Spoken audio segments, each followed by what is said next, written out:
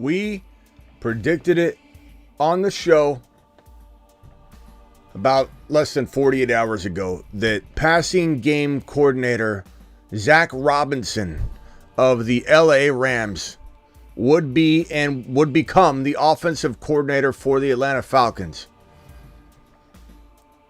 Here we are. Zach Robinson, officially the new offensive coordinator for the Atlanta Falcons, the passing game coordinator that helped lead Puka Nacua, Matthew Stafford, Kyren Williams on a charge in 2023. This man comes over to become the OC, not just the right-hand man, because this is a defensive mind in Raheem Morris coming over from the Rams, and this man, Zach Robinson, Z-Rob, coming over to coach B-Rob, coming over to make Drake London a monster, coming over to maybe revitalize, to rejuvenate Kyle Pitts. This guy, Zach Robinson, to the freaking moon. I'm here for it. You're here for it. The Fantasy Football Show begins right now. Live from the FantasyFootballShow.com studios. It's the Fantasy Football Show. Live! Monday through Friday, 8 p.m. Eastern. Smitty is also live whenever news breaks. From the FantasyFootballShow.com news desk, here is your breaking news. Here we are. Exactly where we said we would be just a little less than 48 hours ago. And I don't know, we did like 2 or 3 live streams on it, but this is what we said. This is what we said would happen. Zach Robinson, Z-Rob, coach and B-Rob. Robinson and Associates in full effect. Bijan's going to the moon. There couldn't have been a more ideal. Let me go over to the coaching tracker. We only got one job left, by the way. One job, the Seattle Seahawks job. This guy, Zach Robinson, is going to 1,000% turn this team into a version of what you just saw from the LA Rams. This is kind of, if I was to try and equate this, Miami Mike McDaniel coaching tree of Kyle Shanahan coming over to Miami and having a track team, Deebo Samuel, spread out type offense with Tyreek Hill.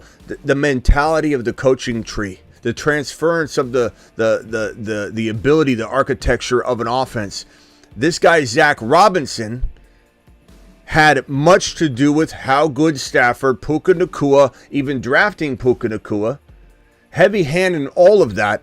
And even in Kyren Williams, when you think about it from the Kyren Williams perspective, that this is something that this guy was catching footballs and looking like an absolute monster and PPR machine inside a Zach Robinson and McVay system. And now Zach Robinson comes over to Atlanta, gets his hands on Bijan, gets his hands on this offense, has the ability, as I told everyone that tried to doubt me as to where this guy Zach Robinson would land, has the ability from this number 8 pick to determine his fate at quarterback. This is the QB coordinator, the passing game coordinator.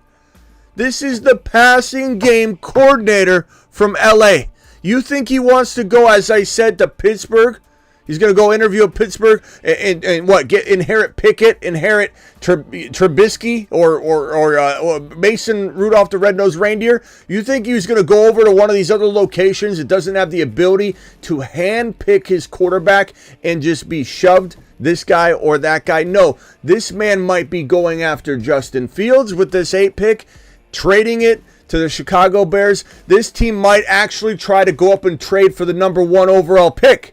This team is probably going to draft a quarterback monster, and maybe Drake May, doubt he falls that far, but they trade up for him. Maybe they go after JD5, the guy I like, but I do predict JD5 climbs into the top 3 before the NFL draft ever even comes close to taking place, because he's going to surprise everybody. Not to mention, as we walk into these AFC and NFC championship games, which have not partaken yet, they have not occurred yet, and Lamar's about to go crazy tomorrow morning. Well, really today for those of you on the East Coast. Today, later today, win or lose, Lamar's going to look amazing, and everybody's going to say, hey, who's the next Lamar Jackson? Well, I'll tell you who it is. It's JD5. It's the Saturn Man. The Saturn Man. One small step for man, one giant leap for Saturn. It's JD5. He's our Saturn Man, and he's going to be very well known very quickly, and so he's going to Washington, or he's going to New England, or maybe he even goes to Chicago if his value climbs high enough. And everyone's going to say, no, they're going to want Caleb. Why don't you just wait a little bit? Because we got a lot of time before now and draft day. Just like in politics, sometimes the late riser is the one that gets the attention. Sometimes people get fatigue of the top candidate. If you think Caleb Williams can't drop out of the one spot, you haven't watched NFL drafts in the past. You're just regurgitating what you're hearing from other people, because I'll tell you right now, we've seen it happen before. There's fatigue that goes on with the top candidate. It happens all the time. Cam Newton climbed up in the 11th hour. When he climbed up in his draft, nobody expected him a month before that to be as high as a draft pick as he was. He climbed up quickly. And so I really think JD5 could climb up. But neither here nor there. We're here to talk about how this team's going to get their quarterback. So if anybody's going to say, Smitty, I get it. You're excited about Zach Robinson. The Rams were fantastic. Their offense was amazing. How much did he really have to do with it? How much? Maybe he didn't, Smitty. Maybe. You can say whatever you want. You're not bringing down this guy. You're not bringing down this channel. This is a Bijan channel. This is a Drake London channel. And Kyle Pitts is going to have a resurgence like no other. London's going to be a top 10 wide receiver, almost guaranteed in my mind. As long as he stays healthy, he will absolutely be a Moon Man or a Mars Man. In fact, I should have kicked this show off putting Drake London on the Moon Man or the Mars Man list. Maybe we do that tomorrow. Bijan Robinson to the mother freaking moon, because this man is going to be treated like Kyron. And someone could say, Smitty, talk to me about how is he going to use Kyron? Bijan, do we know if he's going to use one running back? What's Zach Robinson's tendency? Well, I can tell you one thing. This man, whether it's his choice or not, designed and helped architect and keep functioning an offense that used one running back. If there's ever going to be, and I know I could be wrong on this. We're doing some predicting here. He could once on his own do something different. I'm not saying there aren't variables and moving parts to this thing. Of course there are. You know, Arthur Smith was an amazing running quarterback. Running head coach.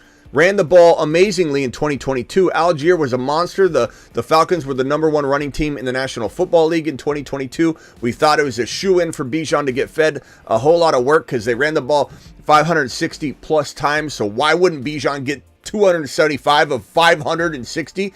It was an oxymoron. You know, it was a no-brainer. It was in retrospect, we feel like we got burned, but could you see it coming? No, there was no signs of it. So anything can happen. So understand that I get that. I'm not an idiot. But Bijan Robinson is walking into a situation where this man, whether he was told to or whether he was in on a joint decision about it or whether, whatever the case may be, could have been all his idea. He was told or had a hand in using one running back last year in his system. So he's probably going to, in my opinion, my educated guess, based on what I know about him, he's going to lean on Bijan. Is he going to run Bijan into the ground? No, I don't think he'll do that, but I think he will fully, because he's used to it, because it's how he builds his systems, it's how he's going to transfer this system over to a degree, is we're going to use one running back. Not only that, is you'd have to be a complete moron to not understand that this is the best running back in the National Football League from a talent perspective. You can say what you want. I really don't care. I care about everybody watching. I just mean, if you want to call in and argue with me about who's the most talented running back in the National Football League, you can say it's Christian McCaffrey. You can say whoever you want. This is currently, as of right now, 2024 moving forward. Not 2023, not 2022, not Christian McCaffrey 2023, not anything in the past. 2024 moving forward, this is the most talented running back in the National Football League from top to bottom. Rushing, touchdown potential, ability to pull in receptions, PPR upside to the moon, receiving touchdown upside to the moon, intelligence, drive, heart, determination, likability, locker room presence. This is the guy. The only thing I want him to do this year, and I think he will with new coaching and a whole new attitude, a different vibe, is get hungry. Because he wasn't complaining at all. He needs to step up on that. I'll say that right now, Bijan. Bijan needs to take a little bit of a baby lap for not being aggressively angry and saying, feed me the ball. I'm the best running back on this team. And yes, sir. Yes, sir. Go to the bench. Yes, sir. He needs to get hungry. That part I'm going to say. Past that, everything about this man, it's perfection in the making. This is the most beautiful marriage of an OC, head coach, and running back, and wide receiver, and tight end, and eventually quarterback that was out there in free agency. Dare I say this? You can say what you want. I get that some people are going to say this is crazy, but this is every bit as good a landing spot than this Chargers situation. There's a lot of holes here. Clearly, this team hasn't been able to do it, with what they have, and clearly it's been coaching. I think Harbaugh does fix this. I think the Chargers are going to be very competitive from the jump. But this is going to be one of those things where it's like, in hindsight, this is going to look like, oh, wow, this was the best spot, because everyone right now is judging it without a quarterback when they have the number 8 overall pick and very well could get Justin Fields, or they very well could draft Michael Penix Jr. and be bold. They could very well find their way moving up into a Caleb Williams, JD5. JD5 would be beautiful in this offense. Drake May, Penix Jr., Bo Nix is still a solid quarterback prospect in this rookie QB class. And, of course, Drake May, I think I already mentioned. So there's 5 quarterbacks, and if you include McCarthy, who I don't love, but he's way better than anything going on in free agency or a cheap trade you could make, or Ritter or anything on the roster. Russell Wilson's in play. Kirk Cousins is in play. Those are all opportunities for this team. This team has almost endless opportunities to fill their QB position, and they have the right man for the job, the guy that's proven. Bijan to the moon, London to the moon, Kyle Pitts to the moon, and honestly, we'll have to wait and see what quarterback it is.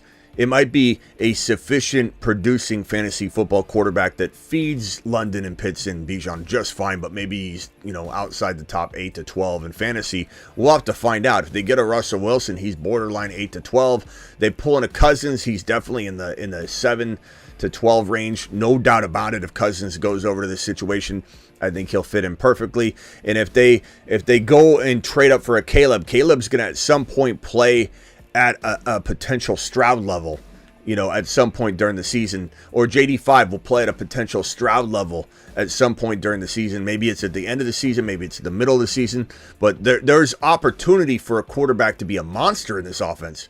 I don't want anybody to think that whoever goes there is going to be a game manager. It's not that way. It depends on who goes over. Russell Wilson won't become a top 5 quarterback necessarily in Atlanta. He could on occasion play that well. But certainly a JD5, a Caleb Williams, a Justin Fields could turn into a top 5 to 6 quarterback in this situation with all of these weapons. We're talking about back-to-back years where you're getting at number 4, you take Kyle Pitts. At number 8, you take Drake London. At 8, you take Bijan. And now you're at 8 again. It's unbelievable. Bijan to the moon. That's why Bijan's a Saturn man. The Saturn Men. One small step for man, one giant leap for Saturn.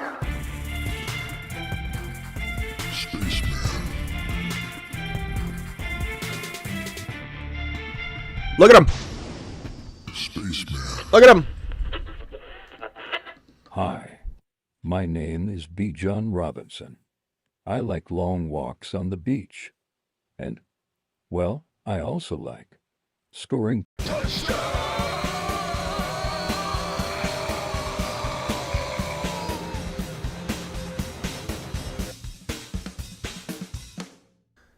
Yeah, it's unbelievable. Al, appreciate the super chat. Al, I mean, we know you're a biased Niner fan, and I'm not saying hey, you got a Niner hat on in your super chat. CMC will be higher than Bijan no matter the head coach, OC, or QB book it. Look, this is gonna be a sad day when he drops off, though. I'm not saying it's this year, but it's certainly in the cards for this upcoming 2024 season.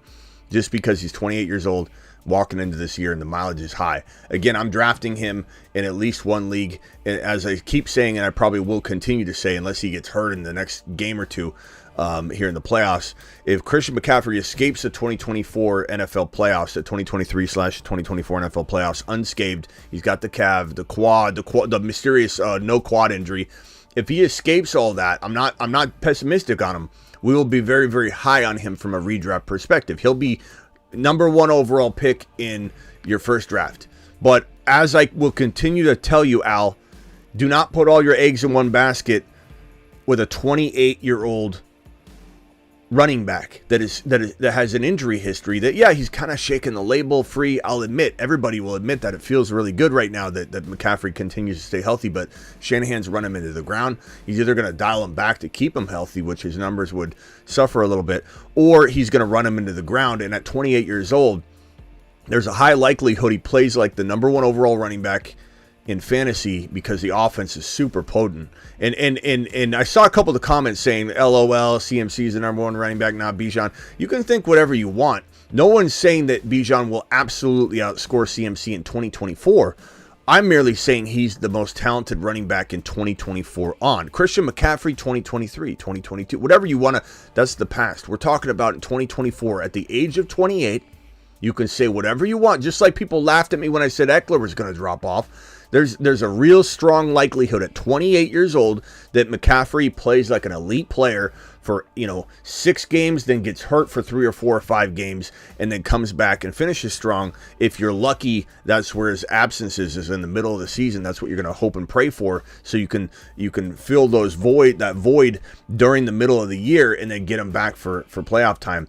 But you just can't say with a straight face that McCaffrey will be for sure fine at 28 years old because he's McCaffrey. He's a great bet that he's going to defy the 28-year-old rule, but it is a rule. There's exceptions to this rule. This is not some sort of like it's an open gate and he's going to walk right through the gate and get on the field and he's got a fast pass to the freaking number 1 running back spot.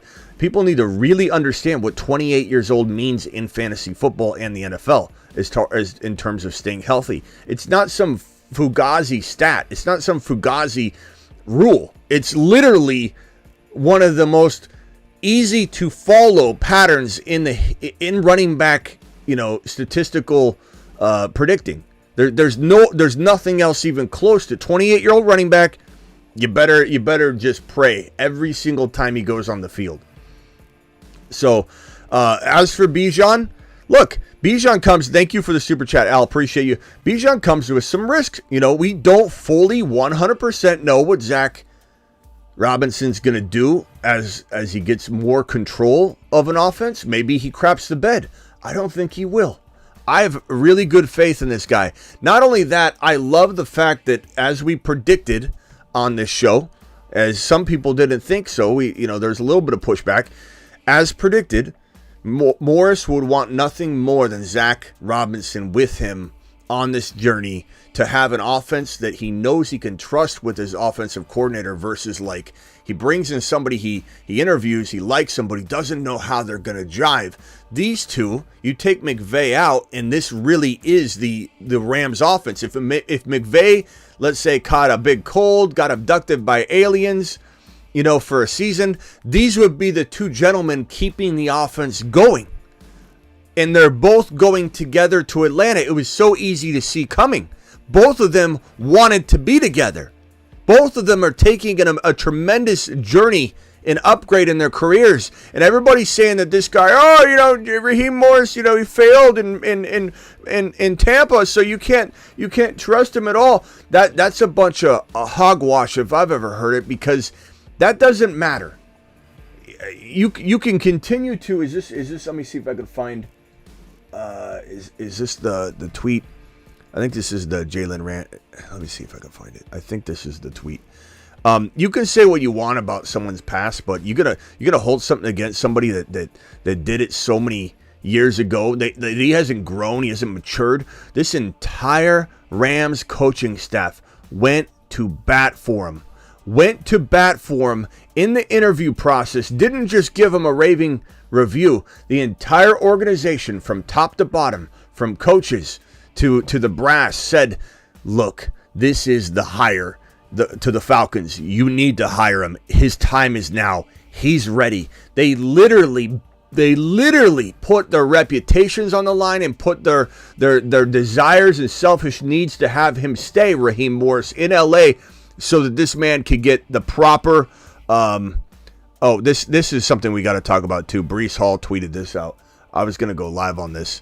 Breece Hall says, come on, comeback player of the year, Joe Flacco, Damar Hamlin. Like, come on. How political are we going to get? Baker Mayfield, Matthew Stafford, Tua Tagovailoa. Come on. I agree. I'm using the same word. I'm not even remembering that's what Bijan said in his tweet. But come on.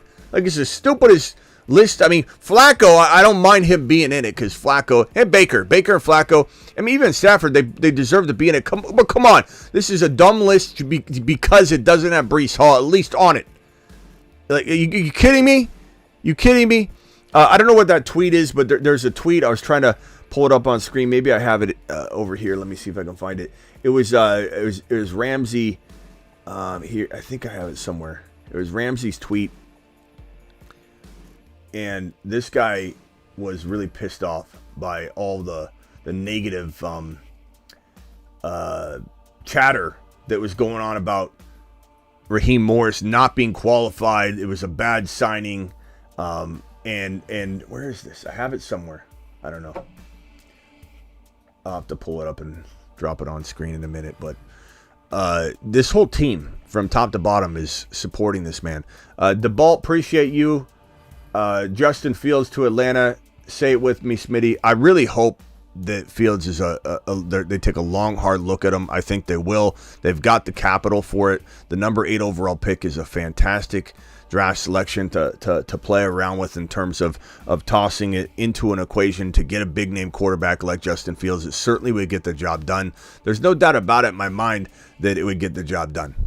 I think it 100% would get the job done, because look, there are people that are running their mouth about this, saying Justin Fields isn't worth but a second round pick or something like that, or a couple seconds. Get out of here. He's worth a first round pick. The deeper you go down, the more I think you got to even add stuff. So Seattle wants him, and I think Seattle should go after Justin Fields. I think they will hardcore. I think Denver. What are they going to do? What's Sean Payton going to do when he's already telegraphed that Russell Wilson is not going to be there? He's got to make a bold move, and so I think he'll be looking to make a move. The Minnesota Vikings, I believe they're going to potentially try to go up to that 1 pick, or maybe they try and move up, or they're very confident in like Michael Penix Jr. or something that they don't want to tell anybody, or they potentially do something else crazy like they could go after Justin Fields. But any of these picks right here, you really could trade for Justin Fields, and you might even have to do some conditional pick as well, like a third that turns into a first, or a second that turns into a first, or a couple of thirds that turn into seconds, or whatever the hell would make this make sense the deeper you go down into this top 16. But Atlanta could easily give, I believe, this 8 pick overall, and maybe even get a conditional pick back. Like if Fields works out, then they don't get anything back. If Fields doesn't work out, or if the Falcons don't make the playoffs, or some kind of conditional pick, then they get a second rounder from the Chicago Bears or something. There's always things you can put in there conditionally, but I think the Falcons will be very much on the hunt for a big name, and that's because of this man right here. I'm telling you, this is the best news we could have got. This is exactly why I went live pretty much twice on this topic. The head coach signing of Raheem Morris, how it was pretty decent. We didn't need to know who he's going to bring in. And then the additional live stream and conversation and the next 2 live streams that we did around Zach Robinson, around the clear as day. Writing was on the wall. I came in saying it's going to happen. It's going to happen. Why is it going to happen? Because these 2 guys want to be together. Why else? Who else would you want if you're Raheem Morris? Somebody you don't know? Somebody you don't know that's offense doesn't jive with your defense? Like, really? Who else was he going to bring in? And why in the hell would Zach Robinson want to go anywhere he isn't fully trusted? I mean, these guys are pals. They know what each other's thinking, and he knows what he can ask of Raheem Morris from the jump. He knows what he's going to get from Raheem Morris from the jump, and this man can lean on him without hesitation. And also, this is his second time around, as everybody's saying over and over and over. Tampa Bay, he screwed up in Tampa Bay. Why do you think he's good now? What, you can't learn? He didn't do well enough for 3 years in this Rams situation. The whole team, Ramsey, everybody going to bat for him, saying this is Ramsey, one of, if not the best coach in the league. Of course, he's glazing a little bit there, but you're talking about the best duo I could think of, and you're talking about maybe these 2 with this offense being better fantasy-wise than just a Harbaugh. Like, and when you look at Morris, you can't think Morris head coach, Harbaugh head coach. And as silly as it is, this is a couple. This is the best coaching couple in the National Football League, to be honest with you.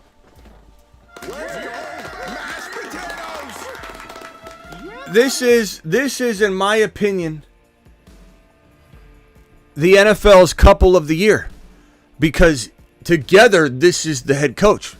To me, this is the head coach. To me, you have the perfect marriage. And to me, this trumps any other combination of anything.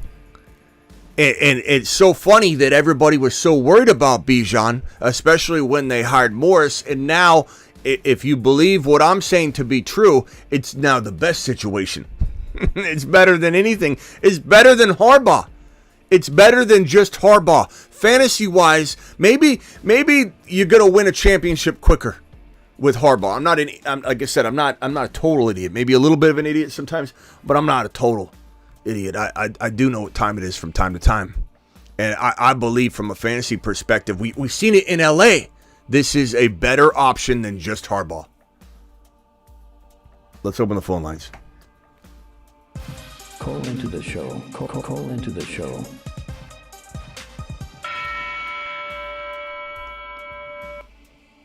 Dial in. Your boy's here to discuss probably the most exciting news we've really heard the entire offseason, to be honest. This is that big of news. This is that critical and crucial and needed news that we've been waiting for.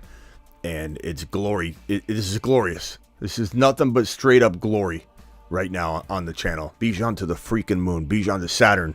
Not the moon, Saturn. He lives on Saturn. To Saturn. Unbelievable. DeBalt, thank you for the super chat again. Thank you, Al, for the super chat. I keep people saying Al's looking a little crazy in the chat here. What are you saying, Al? What are you saying about the Niners over and over and over? Look, he loves his team. He loves his team, and the Niners are definitely favored tomorrow. I mean, let's not kid ourselves. Anything could happen, but the Lions are going to have to try and stop all this potential offense they're going to try and throw at them. Is it just me, or with the MVP award doesn't have 2 finalists on the same team and same side of the ball seem a little dumb? No, I think, thank you for the super chat, the $5 hauler, appreciate you. No, I think it should have nothing to do with teams, and I think if you are arguably the MVP and your counterpart is arguably the MVP, you shouldn't take one of them off because they're on the same team. I don't think so. Because then you have something similar to what we just saw with Breece Hall. Why is Breece Hall not comeback player of the year? Because they got to fit Hamlin on? I mean, that's crap. I think Baker deserved to be on there. Flacco deserved to be on there. No doubt about it. Like, I would not take those guys off. But Hamlin does not deserve to be comeback player of the year because that's not, in my opinion, what the award's about. They could do some other award for him that I'd fully support. Character or whatever you want to do whatever you want. But to snub Breece Hall, that feels a lot like what it would be like to snub one other player on a team. Now, do I think Brock Purdy should be in the top, 4 or 5 running for NFL MVP? No, I do not. Do I think he's had an amazing year? Yeah. Should he be in the conversation about people you might bring up to be in it? Sure. Because the offense is playing so well. But is Brock Purdy a top 5 MVP candidate? No. Rock out. What's up, my guy? You're live.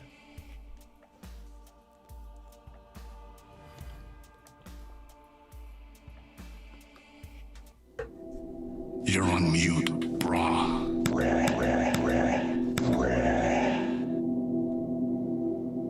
Hello? What's up, Rock out? You there? Hello? Yeah. What's yeah, up? Zane. How you think Robin's going to use Bijan, make him great again? I think he's going to do exactly what they did with Kyron, bro. I mean, what you saw out of Kyron, you're going to see out of Bijan, in my opinion.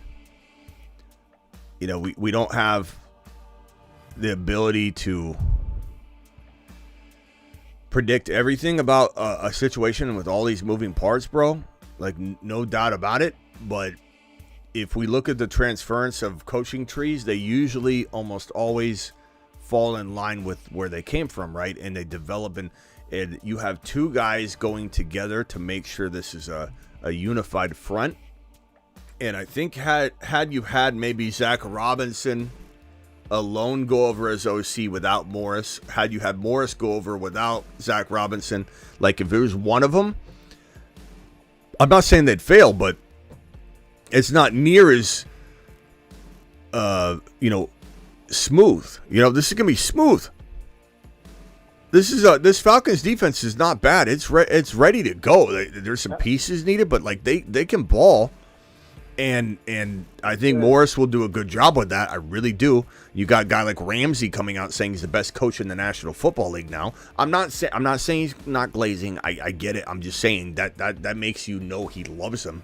That makes you know that he's the whole organization like called and went to bat to Atlanta. Hey, this is the best guy. Hey, I just want you to know, you need to take this guy. We don't want him to go, but you need to do this. He is going to absolutely crush it for you. This is D'Amico Ryans 2024. And this Atlanta turnaround is going to happen quick. And maybe I'm wrong on it. I don't think I'm going to be. I wasn't wrong on Zach Robinson going there as OC. I broke that pretty much before anybody, and I hammered home on that. No one else was saying it's a foregone conclusion. It's done. It's done. It's done.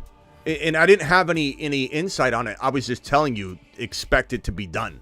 There's too many logical components as to why Zach Robinson was going to be the OC. It was done.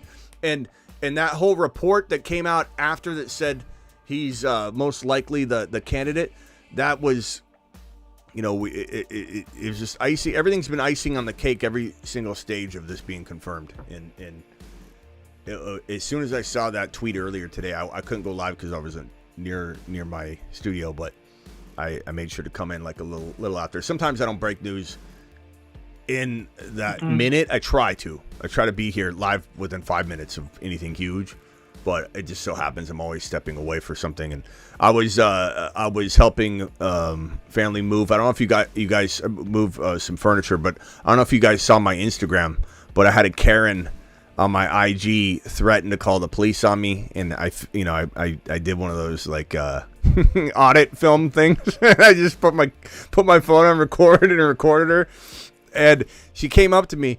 It was crazy. I'll draw it for you. This Karen came up to me. Here's Karen's house. Here's Karen's driveway. Here's Karen's house right here. Karen's driveway. Here's a garage. Here's the house. It's in a really, really nice neighborhood, so I'm gonna make it look nice. It was a really nice neighborhood, and Karen comes over Here's the berm. Here's her property line. Here's the house that I was going to help move a big piece of furniture in. So this house is right here. And here's the front door. So the U-Haul was going to park right here in front of the house. You know, the driveway to that house is right here. So they needed the ramp right there at the back of the U-Haul. So I parked my car right here. It wasn't in front of Karen's driveway whatsoever.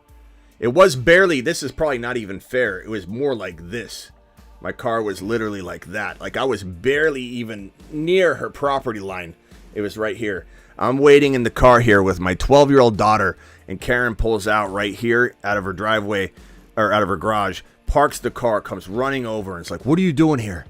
And I'm like, she's like, "Are you meeting somebody?" I'm like, "Yeah." And she's like, "Where? Tell me where." And I'm like, what does it matter? I was like, it's none of your business. She's like, "You can't be in front of my house like this." And I'm like, "I've been here for 5 minutes and I'm waiting to help someone move. What are you talking about?"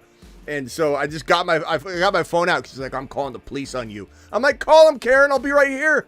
And so my daughter was laughing. She's like, "What is this lady on?" So I was filming her in her car, and I put it on my IG. So if anybody wants to go watch it on my Instagram, I don't have her yelling and screaming at me. I didn't get it recorded in time, but I show up. But it was hilarious. You only see those things like on TikTok, and it was like when it was happening to me, I'm like, "I got a Karen. It happened. I got my first Karen experience. She came up." It was great. Yeah, Karen's all over the place, bro. What do they call the male version of Karen? I don't know. Does anybody know? Is it Carl? Or what is it? I don't know. Anyway, back on point here. Bijan Robinson, look, wouldn't shock me if Bijan was literally top, 1 to 3 from a fantasy perspective, as long as he stays healthy. That's where I expect him to be. Again, if I'm drafting, just so everybody knows where I stand, if I'm drafting in 4 different redraft leagues right now, and I don't have any other information than what we know right now, 4 different leagues, and each of those leagues, I have the number 3 overall pick in every single one of these leagues. Number 3 overall pick, I'm drafting in back-to-back drafts. All of them will be concluded in the same day. I've got the number 3 overall pick in 3 separate redrafts. I'm taking CMC in one of them, assuming he escapes the NFL playoffs completely unscathed. He's got potentially 2 games left. I'm taking Breece Hall in one. I'm taking, let's amend this.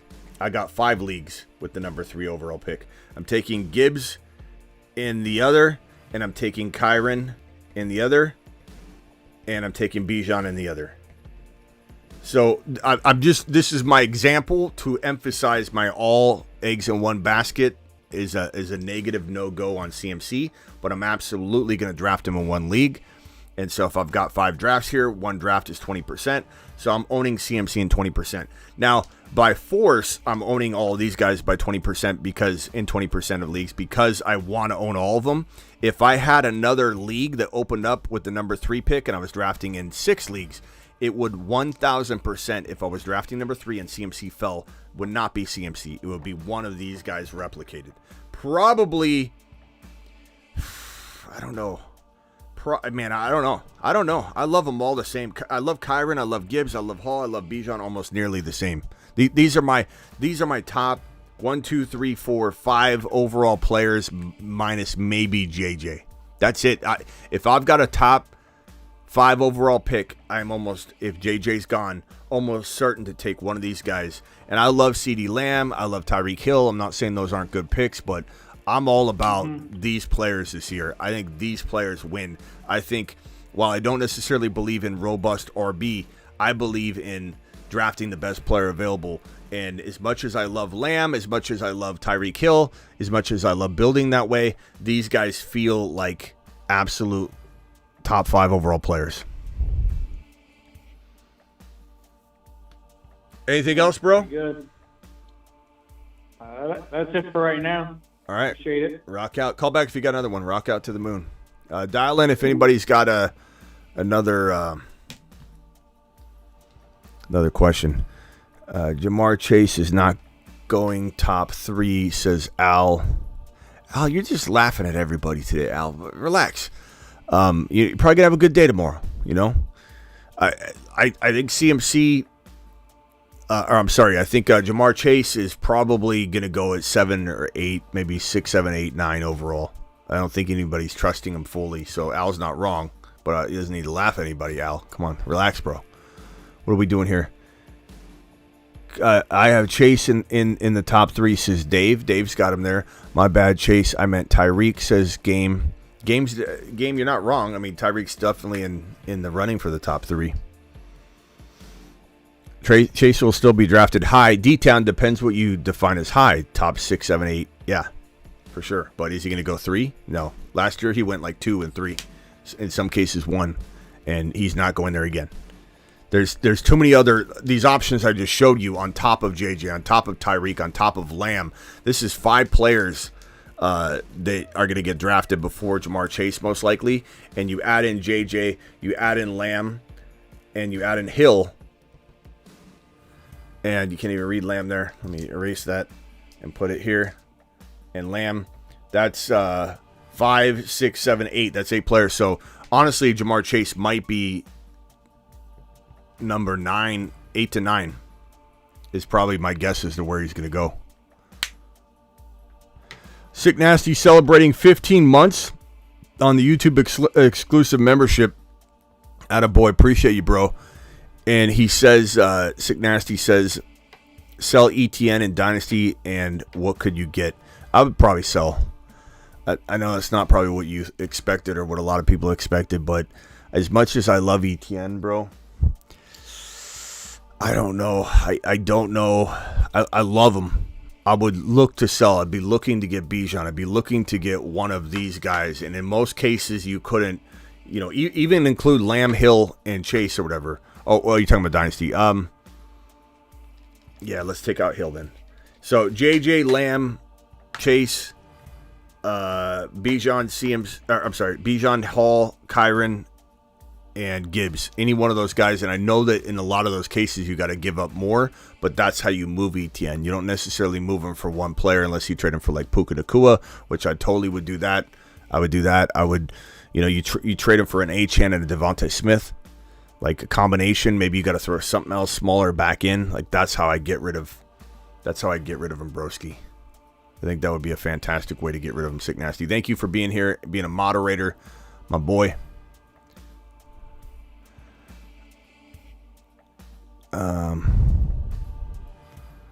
Alice says, I'm sorry I didn't know emojis were disrespectful. I'm just joking with you, bro. I'm just saying like you're a little hopped up tonight. I don't blame you. Your team's going to potentially maybe clinch a Super Bowl appearance, later on today. So you're allowed to be a little hopped up. I'm just saying, not everybody shares your opinion, and when they don't, you've been laughing emoji the hell out of a lot of the messages. I'm just telling you, Smitty to the moon, best off-season channel out there.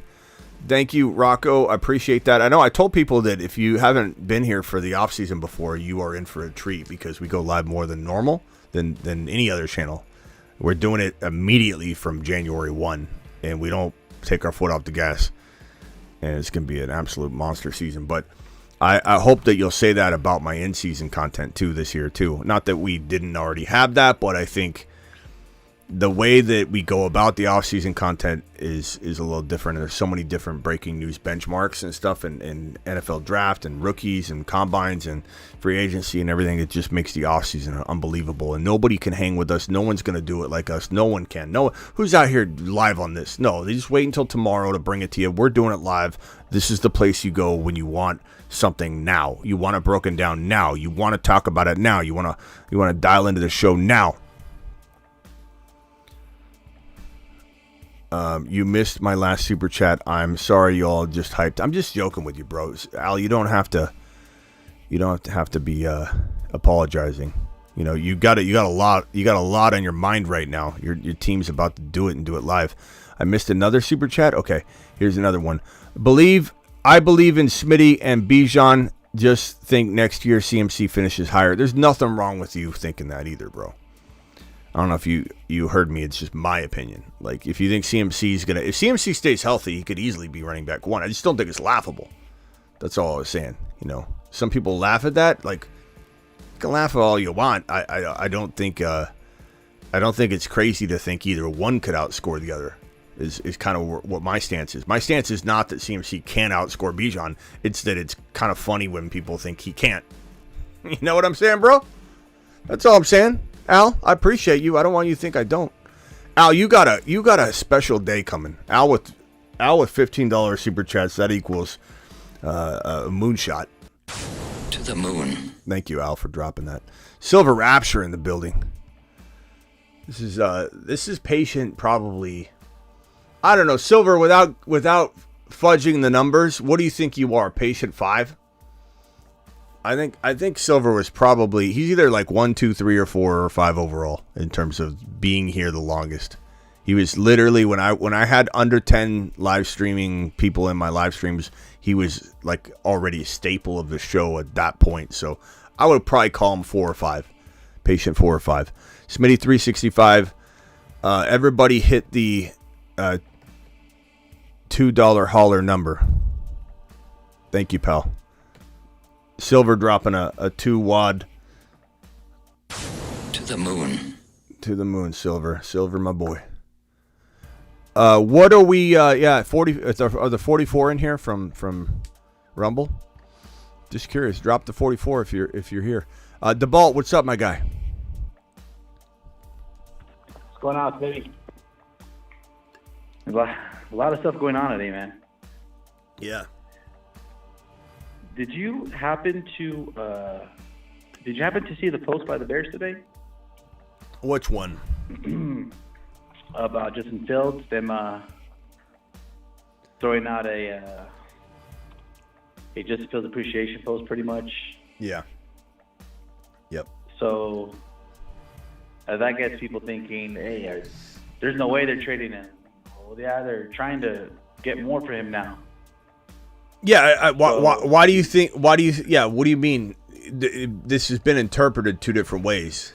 You know, is it like a goodbye? Exactly. Is it a goodbye post, or is it a hey, this is our guy post? No one knows. There's nothing attached to it.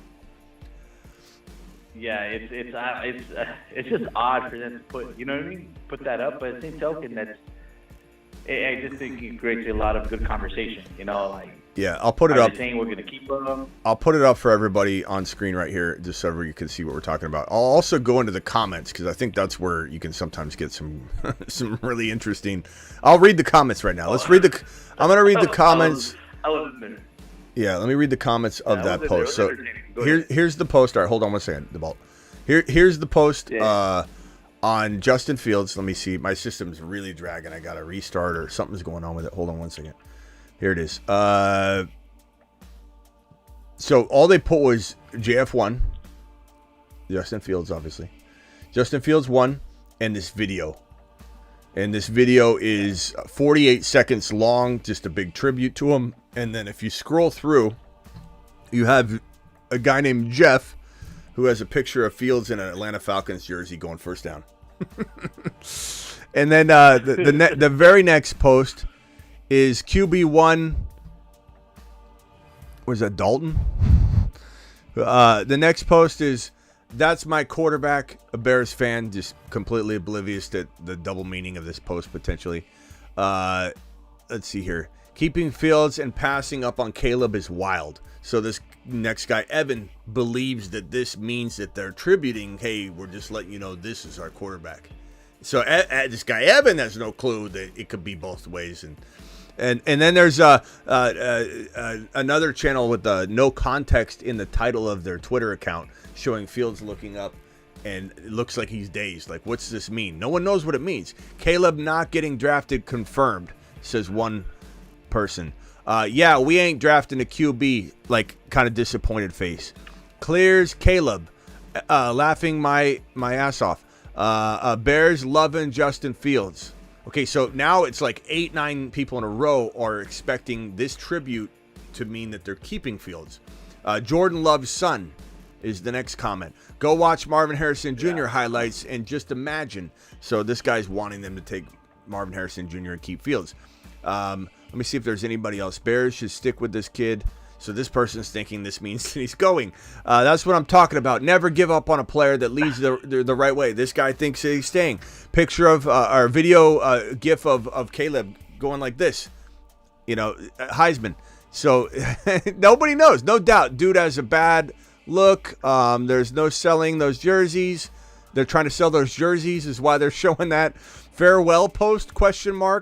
So look, I'm done reading it because you guys get the gist, but essentially the Bears are confusing the hell out of a lot of people posting this tribute video because no one knows what it means. And I think that at this point, we can only assume because there's nothing. I would say because there's no context to it, to me it feels like they don't even know. They're just putting a social media team might have made this call without it being anything from the very top level. So there's that, right? You remember when Hopkins was going around town? Wasn't it Hopkins? I think it was Hopkins. He was traveling around, going to different teams, and I think it was the Titans that he was in a limo, and inside the limo, the limousine company did a mock-up of him in a Titans jersey, and they just had it on the inside the screen in the car service like limousine, or it was a van. It might have been a limousine van. And so he in his, on his social media, on his stories, took a snapshot of it, put it on his social media, and everyone's like, "Oh my God, he's gonna go to the Titans." He ended up, going, but this was so far in advance, it didn't have any relation to it. It was merely him, like celebrating the fact that the limousine company was like vying for him and they wanted to impress him, and everybody thought this was a mock-up from the team. It had to be coming from his agent. It had to be something more severe and meaningful. And so sometimes social media teams or other companies or the players themselves will misrepresent something a little bit out of context, and it might not have come from anything where we think it's coming from a top level. Who the hell knows? I would say that we definitely could very well see him stay. We could very well see him go. We'll soon have more clarification, I'm sure, on this because the fan base will be clamoring for it. Maybe that we'll hear something from Schefter tomorrow or Rappaport that says the Bears are shopping the number 1 overall pick. Then we know that the translation of that tweet, this tweet right here, means that they're trying to spice up. Where is it at? Where did I have it? Here it is. Spice up the potential trade talks and kickstart it. But they're going to get the world from him or from the pick. Either one, I think. And if they do keep Fields, I think the fan base majority wants to keep him, if I had to guess, based on the pulse of the fan base. They could easily trade this pick to, I mean, God, you could get like the Minnesota Vikings, I think, are going to be hardcore after it. I think the Raiders will be after it. I think Seattle will be after it, and Atlanta will be after it hardcore. And so what else? What other? You're trading down from 1 to 8. That's the most attractive because it's the less moved, less spots to move down. Minnesota at 11. I think you start getting to Denver, Las Vegas, and Seattle. It's like you got to put a bigger package together, but it's still doable. But if this Chicago Bear team could come away with Neighbors, I don't even know if Neighbors would fall to 8, to be honest with you. But Bowers or Neighbors here, offensive linemen, and keep Justin Fields, that's fantastic. If they take Caleb, Bowers or Neighbors and offensive linemen, that's fantastic. So if they could trade up and do that in another way, I don't know. But even if let's say the Bears only keep these 2 picks, so if they go Caleb and they get Neighbors or Bowers here at 9 and they dress offensive line later, but they could also move up. I think I could see them drafting in the third or in the first round 3 times, even if they keep the pick. I could see them moving up. I don't know. It's gonna be crazy. Yeah, a lot to go there. It's just interesting with what the Bears are doing. They hire their OC, they put that random JF1 tweet. Yeah, I mean, I personally love it. I would love for him to go to Atlanta, but that's just me being biased. We'll see, bro. We'll see. Yes, Denver, Minnesota, and Atlanta, I think, will be hot to trot after Fields if he is on the move. And if he's not on the move, they'll be hot to trot for the pick. So either I mean, way. Imagine JJ with Fields. Oh, imagine JJ with Caleb though too. You know, like that. Yeah. Ooh. Yeah, I mean, because Minnesota, like I said, take a lot. Minnesota, Atlanta, and Minnesota, Atlanta. I still think Denver, Las Vegas, New Orleans, and Seattle will all be vying for it. I still don't know if they'll get it, but Minnesota and Atlanta, if they keep Fields, I think Atlanta or Minnesota is in the 1 pick. So it's either going to be Caleb. Yeah, it's either going to be Caleb to London, or not for sure. I'm just this is my spitball approach here. Spitballing. Caleb to London and Kyle Pitts and Bijan, or Caleb to JJ. Denver's going to be hardcore after him. I think he's going to be pissed off if he goes to Denver though, but it doesn't matter. Las Vegas is kind of interesting. New Orleans with Olave is not bad, and Seattle would be ideal, but that's such a far down pick. They'd really have to package that together with a whole bunch more. So it would be, but JSN and DK and Kenneth Walker with Caleb would be interesting. All right, the ball. Man, that's a lot. Yeah. Anything else, bro? Yeah, you got Smitty. Nah, you good. I'm just hyped up on JF1. I want him. I have nothing against the Bears. They have a fantastic defense, but they're just horrible at quarterback. Yep. Been there 4 decades almost. Yeah, well. So that's it. All right, later, bro. Appreciate you. The ball to the moon. Rocco with the $20 super chat. Rocco, let's go, bro. Let's go. Come on, buttons, work. Alert. Super chat alert.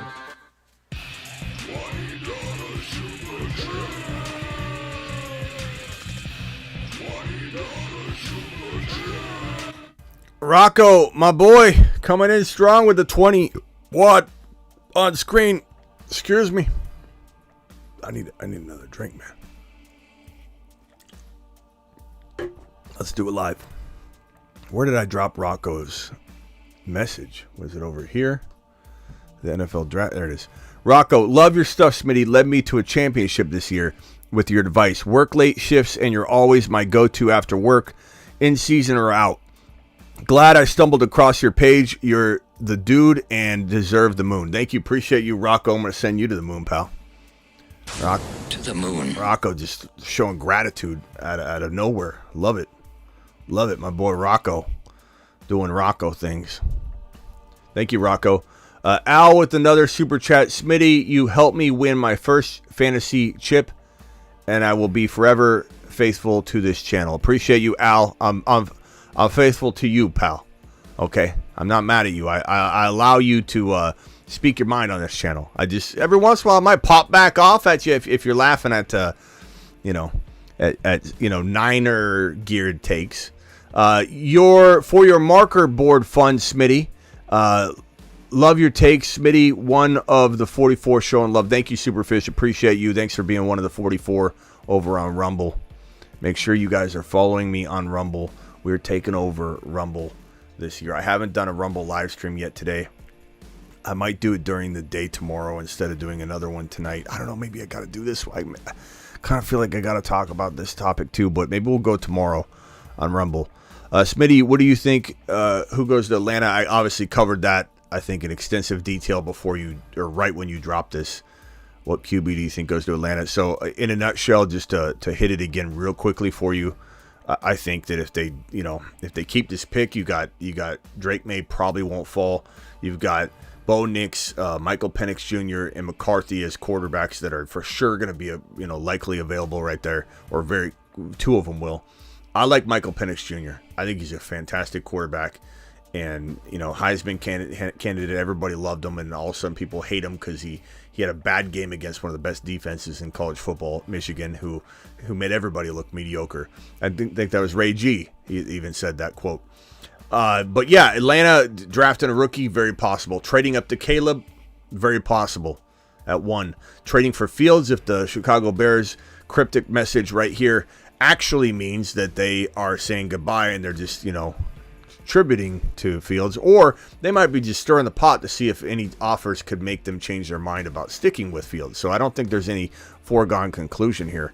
We'll put this bad boy over in the corner in case we need to reference it yet again. Thank you for your super chats, everybody dropping super chats in the building. My man. I hate Michigan. I hate Michael Penix. Says John. Why do you hate Michael Penix? Why do you hate him, bro? You didn't piss anybody off, Al. Stop it. Stop apologizing, Al. You are who you are. Chase, Rocket, send him to the 2nd so we can thrive. Burrow in the 7th helps too. Yeah, I don't think Chase will fall. Well, maybe. You never know, but I think he'll be at like 7, 8, 9. Jamar Chase, Joe Burrow, best stack in 2024, says Davey. It could be. I mean, we've been touting that as the favorite pancake stack of previous years, but as of right now, the stack, even just because it's fun, is now this stack. The stack above all stacks. It's time to drop the pancake emojis in the live chat. Drop the pancake emoji for the triple stack. It's just fitting. That one's just fitting. Bijan to the freaking moon. All right, guys, I'm out of here for tonight. Appreciate all your super chats. Appreciate you hanging with me.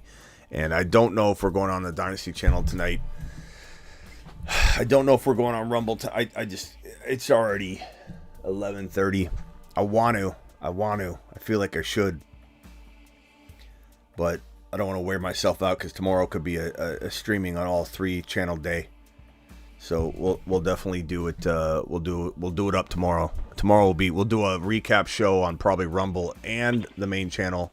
So there's 2 streams right there, and then during the games, maybe I'll do something on Rumble and the Dynasty channel and the main channel. We'll have to see. Young says, read my super chat.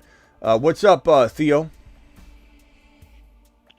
Yeah, I'm just wondering how you're feeling about Chig Okonkwo and Cade Otton.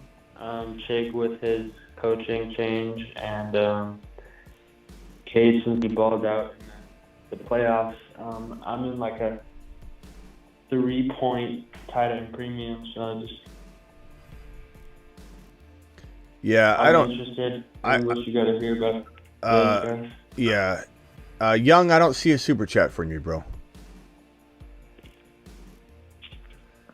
I like Okonkwo still to a degree, but he's not in the best position to you just got to grab him, and he could be your second or third tight end. If you're in a deep league where you roll with, multiple backup tight ends and you can just deploy all kinds of, depth, then sure. But is he like a starter? No.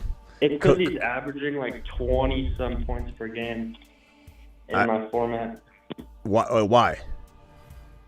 It's a 3-point bonus for tight ends. Yeah, but everybody else is averaging that too. We still down there on the tight end rankings. But I like Chig Okonkwo.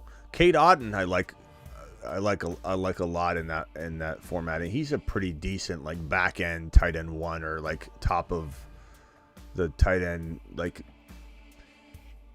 I mean, there's so many solid tight ends this year. He could be like tight end 14 or tight end 8. Cade Otton's pretty good. I like him. Right. He's not bad. Thank but you. Yeah, Okonkwo, I love him. He was a moon man. In all fairness, I was super hyped on him, and he faltered. We just got to be careful not to write him off completely because of him disappointing us, and we're so pissed off about it. We just ignore him, and then he breaks out, and we're like, damn, we're a year early. But he's got to be somebody you monitor. You know what I mean? You can't. Yeah. You can't expect anything. I appreciate it. All right, broski, later. Let's see here. Love Wix. Wix is pretty good. Yeah, I like Wix. Wix is pretty solid. Do you read the loyal member green super chats anymore?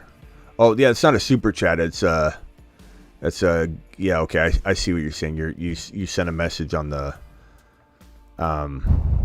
celebratory message. I got you. I'll look for it. Hold on, Young.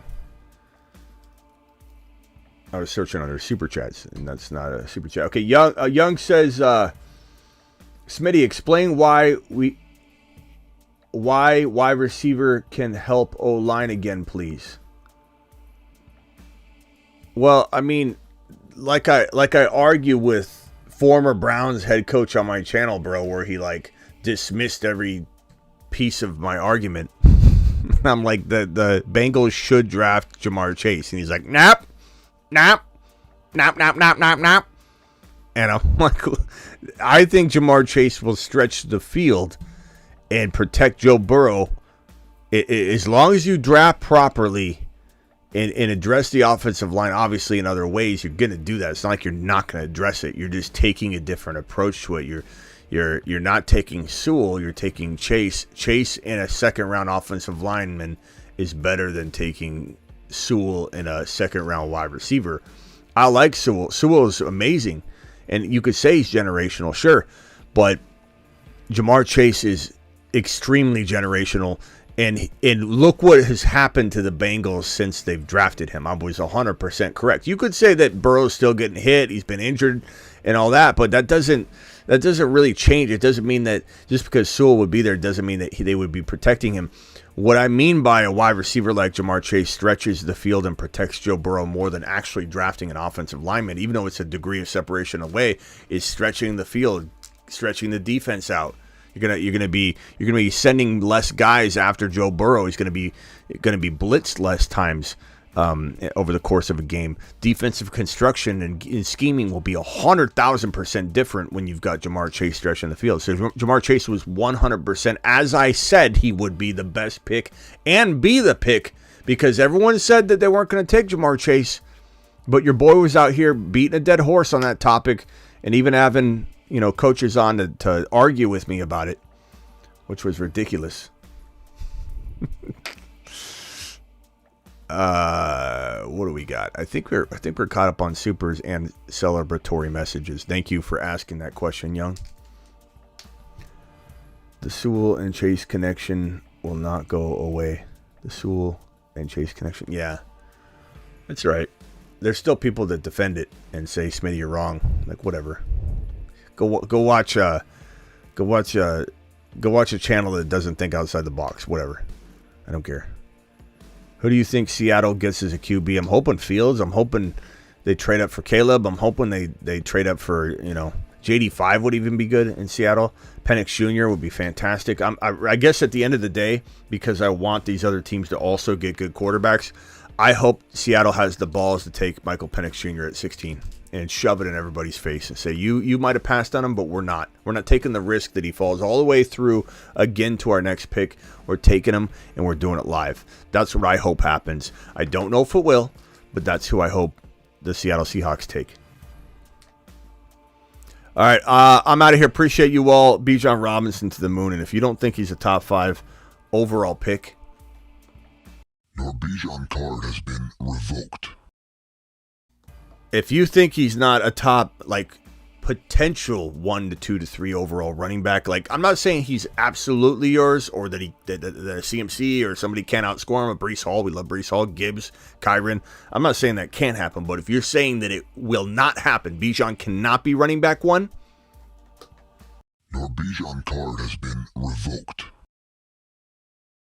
Hi, my name is Bijan Robinson. I like long walks on the beach. And, well, I also like scoring touchdowns.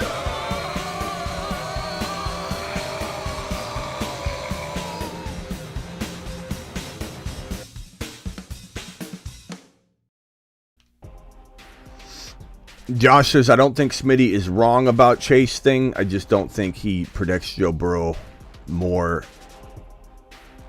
but he's the best available player. I don't think you're hearing what I'm saying, though, bro. He does, in my opinion, protect him more because of how he changes the defense, bro.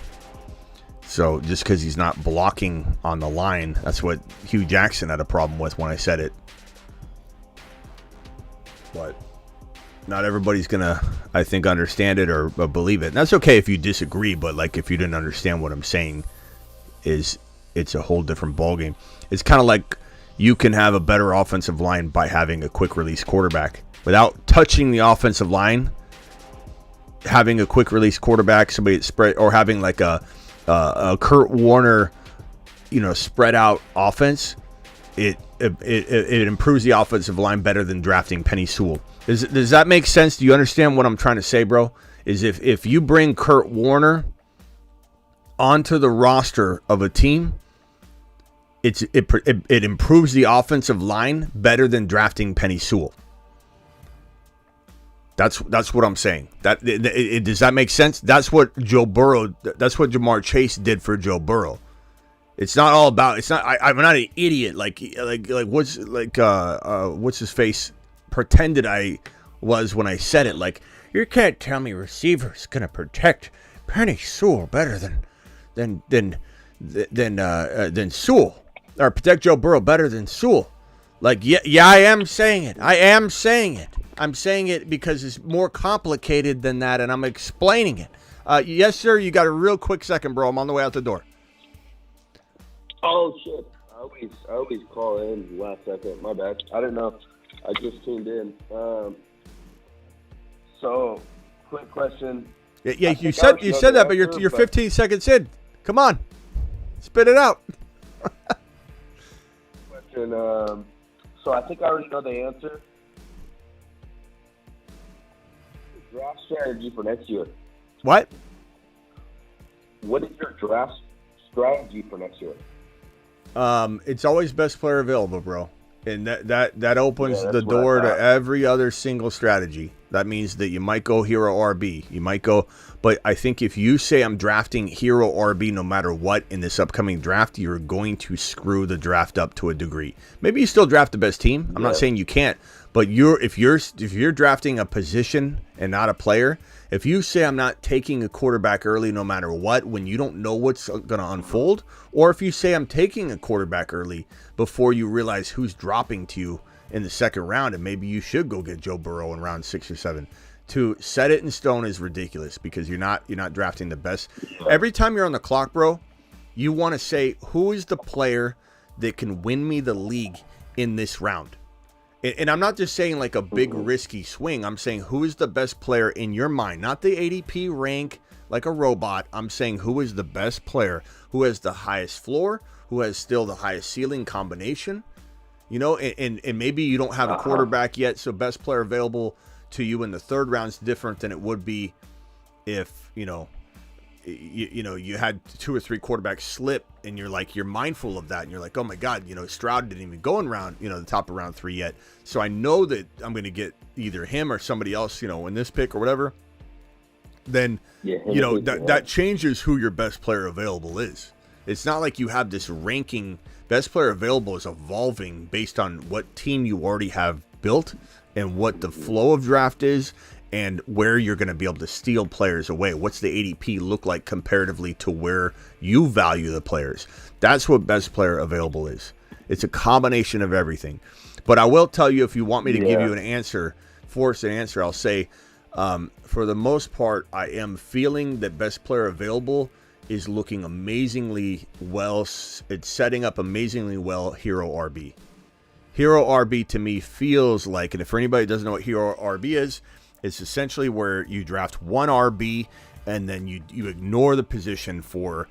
Everybody's definition is a little bit different. Everybody looks at it different. I think there's what I've coined as Hero RB light, which you're going to see a lot of other. Pretty much drafting one great running back and then focusing on everything else, and then getting back to the rookie running backs. Right? Yeah. So it doesn't. There's different ways to define it, and I'm going to have different videos for each different way. So if you take, let's say, Breece Hall in round 1, now you're going to go no RBs till probably at least round 6 or round 7. But best player available should have you aborting this plan at any moment if you run into a player that shouldn't be available that's available. So that just let me make that point abundantly clear. But you can also do this from round 2. Like, let's say Achan's your 0 RB. You can draft Achan in round 2. You can go wide receiver here and then not touch running back until round 6 or 7. So it's not like you can't deploy it. He's going in round 2, Achan? certainly could. People are still hell bent against him, bro. I mean, you look at CMC, Bijan, Hall, Gibbs, Kyron, JJ, Hill, Jamar Chase. That's 8 deep, bro. Like we haven't even Lamb. Did I say Lamb yet? Lamb. No. And then like you're still talking like JT, and some people are really high on JT. I think JT on average might go ahead of Achane. And then you still got other wide receivers. Like, you're talking about easily seeing Achane fall to at least the 13, 14, 15 territory, I think. But he could fall further. It just depends. But, yeah, you can do Hero RB from the second round. And then what I call Hero RB light is when you do it even deeper, like the third or fourth round. So there's still a potential to do that. Like, let's say, I mean, I don't even know where what running back would make sense. Let me go to thefantasyfootballshow.com rankings and take a little peek at my own rankings and just kind of refresh or kickstart an idea here. Let's just say running back, Saquon Barkley, Pacheco, Rashad White. I don't think Etienne Mayer. Another random question. I apologize. But do you ever last one. Account like durability? Like, let's say Saquon. Of course. I wanted to draft him this year, but like his durability is a little, Yeah, of course. I mean, bro, everybody, you got to count everything. But like this would be an example of Hero RB light. So if you go, we'll just use Barkley in round 3.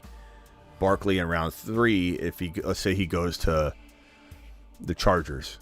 If he goes to the Chargers, I think he probably climbs into the mid round 2, though. I think everyone's going to be hyped about that. But if Barkley does, for some reason, have a great spot and is in the third round, you can go wide receiver, Barkley, QB, or wide receiver again. And that's Hero RB as well. It's just a lighter version, which I call Hero RB light. All right. Hey, I got to go, Callie. Appreciate you, bro. Right up. Call back tomorrow. Later. We'll talk soon. All right, later. I got a couple super chats here real quickly, and then I'm out of here. Al with the super chat says, missed my super chat. I missed another one of your super chats? Are you sure, bro?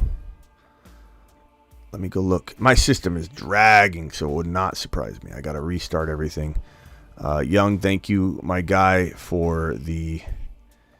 it looks like you dropped another super chat here. Young says... Who's the better QB, Brock Purdy or Jared Goff? Brock. Well, I know you're gonna think it's crazy that I'm even pausing, but I'd say like Goff is, the thing about it, like in Purdy's situation, Purdy's better by a lot. But if you're asking me, like if you switch them, Goff would be doing just as well as Purdy in that system. I think that's the part you don't believe to be true, Al, and I don't blame you because that's your quarterback. But everybody that thinks that Purdy is exactly who he is outside of the Niners system, he's not.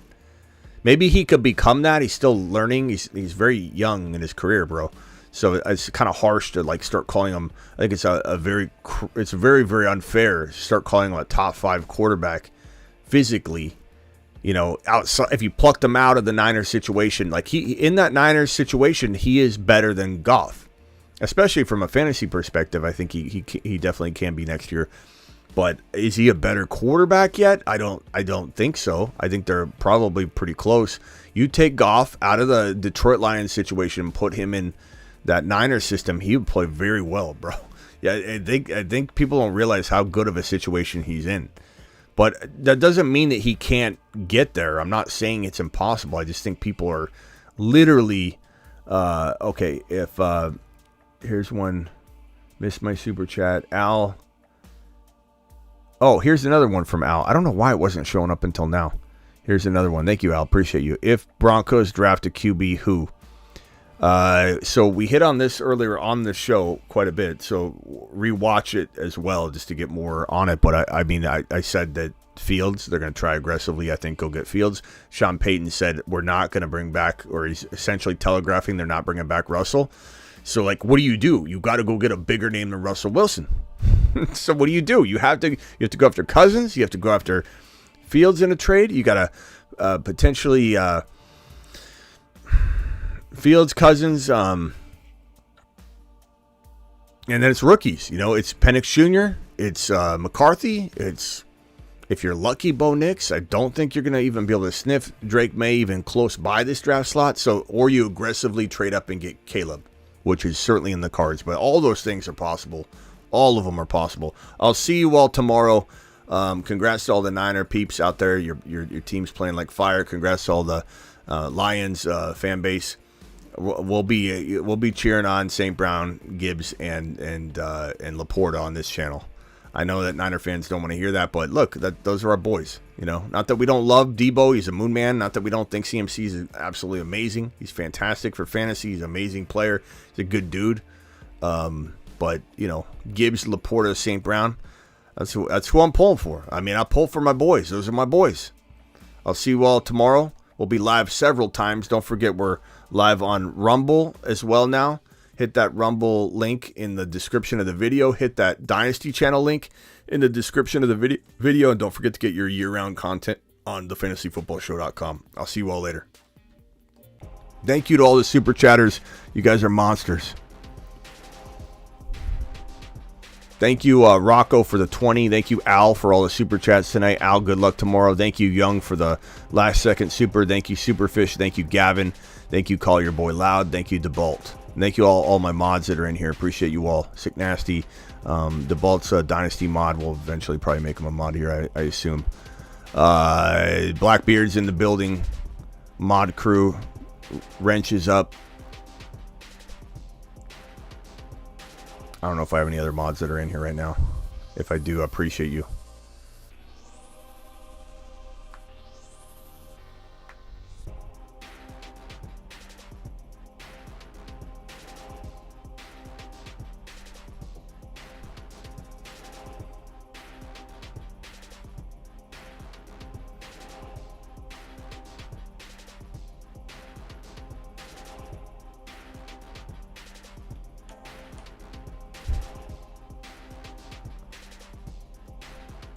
Your Bijan card has been revoked.